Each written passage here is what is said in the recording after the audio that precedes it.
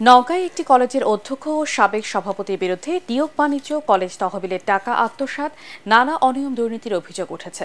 অভিযুক্ত অধ্যক্ষ স্থানীয় আওয়ামী লীগ নেতা হওয়ায় দেশের পরিবর্তিত পরিস্থিতির পর থেকেই কলেজে অনুপস্থিত।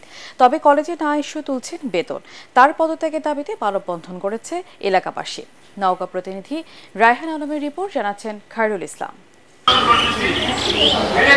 নওগাঁর রানীনগর উপজেলার আবাদপুকুর মহাবিদ্যালয় প্রতিষ্ঠানটির অধ্যক্ষ মাসুদ রানা ও সাবেক সভাপতি সিরাজুল ইসলামের বিরুদ্ধে অভিযোগ উঠেছে ২০০০ সাল থেকে ২০১৫ সাল পর্যন্ত বিভিন্ন সময় নিয়োগ বাণিজ্য এবং কলেজ তহবিল আত্মসাতের। এলাকাবাসী জানান, অধ্যক্ষ মাসুদ রানা ছিলেন উপজেলা আওয়ামী লীগের সহসভাপতি।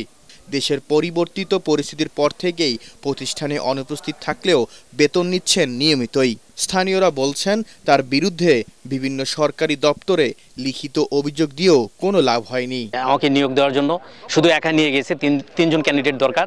আমার কাছ থেকে ১,৮০,০০০ টাকা উনি নিয়েছেন, কিন্তু আমাকে চাকরি দেয় নাই। এলো ভিশন মুশকিল আসান অফার। যে কোনো ব্র্যান্ডের পুরনো ফ্রিজ নিয়ে চলে আসুন ভিশন শোরুমে আর নিয়ে যান নতুন ভিশন ফ্রিজ 20% পর্যন্ত ছাড়। আজ পর্যন্ত যার ডিগ্রি খোলার কোনো লক্ষণ দেখা যায় নাই।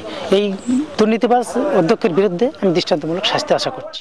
বিভিন্ন সময়ে ভুয়া নিয়োগ বিজ্ঞপ্তি দিয়ে, কাউকে ভুয়া নিয়োগ পত্র, যোগদানপত্র দিয়ে 1 কোটি টাকার উপরে তারা সভাপতি বাবলু মণ্ডল এবং আপনার অধ্যক্ষ জিএম মাসুদ রানা সাহেব আত্মসাৎ করেছে। এসব অভিযোগের বিষয়ে অধ্যক্ষ ও সাবেক সভাপতির সাথে যোগাযোগের চেষ্টা করা হলেও যোগাযোগ সম্ভব হয়নি।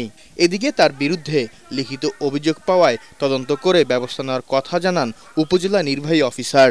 একটা অভিযোগ পেয়েছি, সবগুলো আমরা একত্রিত করে আমরা একটা তদন্ত কমিটি করে দিয়েছি। তদন্ত প্রতিবেদন আসার সাপেক্ষে আমরা পরবর্তী ব্যবস্থায় যাব। কলেজের আত্মসাৎ করা তহবিল উদ্ধার এবং মাসুদ রানা ও সিরাজুল ইসলামের বিরুদ্ধে অভিযোগের সুষ্ঠু তদন্ত করে তাদের শাস্তির আওতায় আনার দাবি জানান রানীনগরবাসী। Bureau report, ATN Bangla.